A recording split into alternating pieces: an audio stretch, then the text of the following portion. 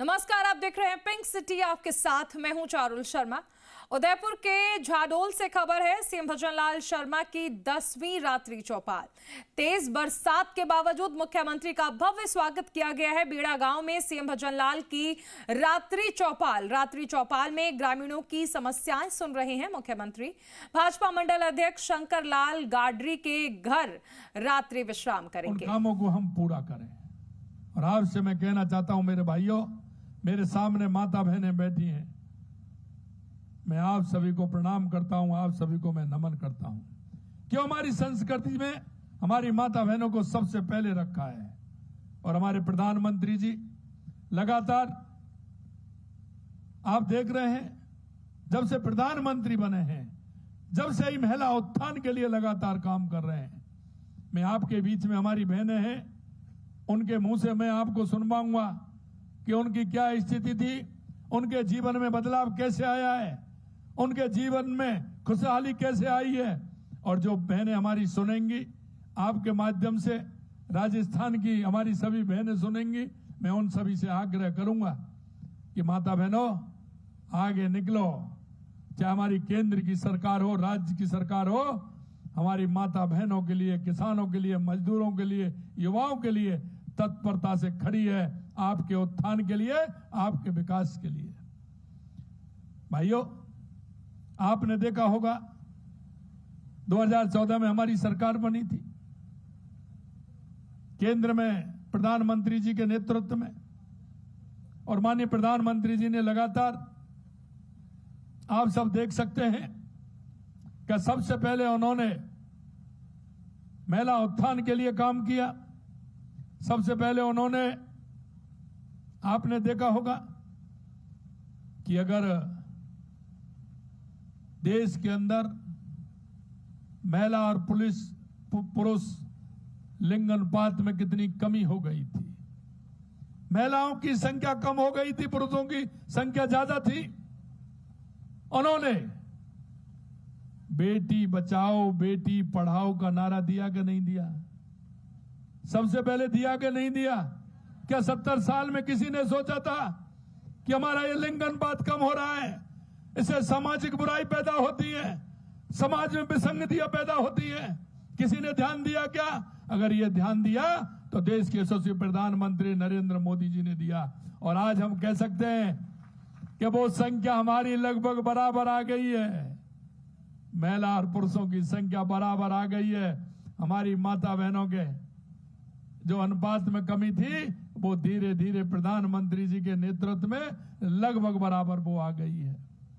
मैं आपसे कहना चाहता हूं, आप सब गांव के, मैं भी गांव से आता हूं, और मैंने देखा है गांव में किस तरह का काम होता था।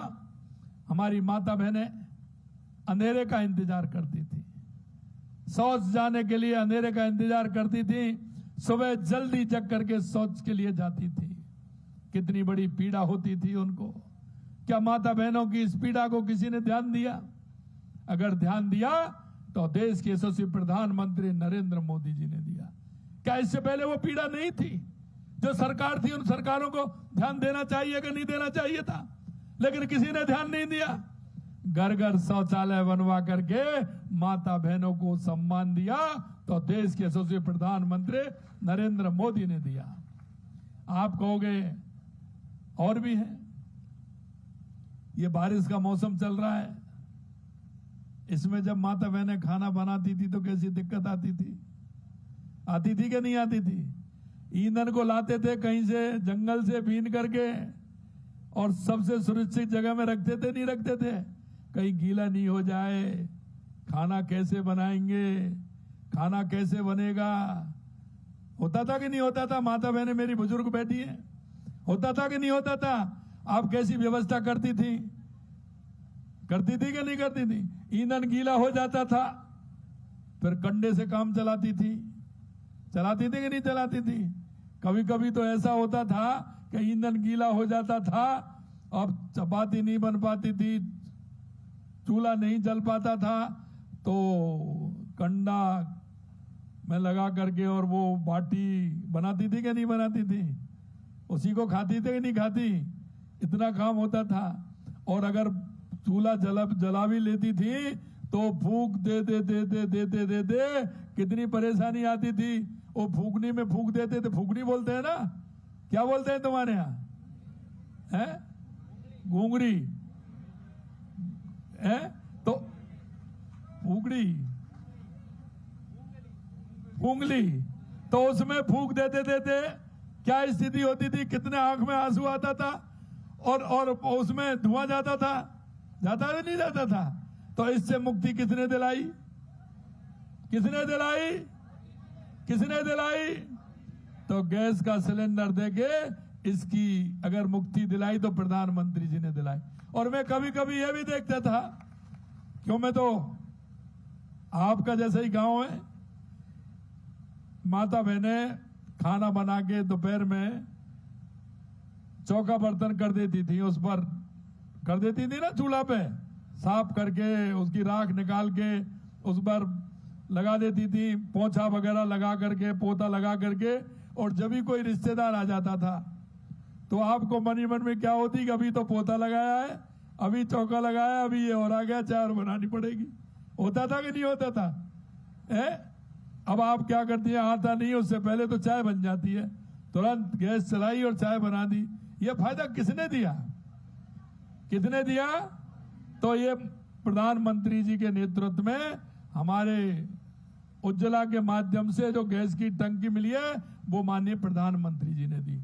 मैं आपको वो बातें बता रहा हूं जो महिला उत्थान के लिए, महिलाओं की परेशानी देखते हुए प्रधानमंत्री जी ने काम किया। अब एक बात और बताइए मेरे को, पानी कहां से लाते थे तुम?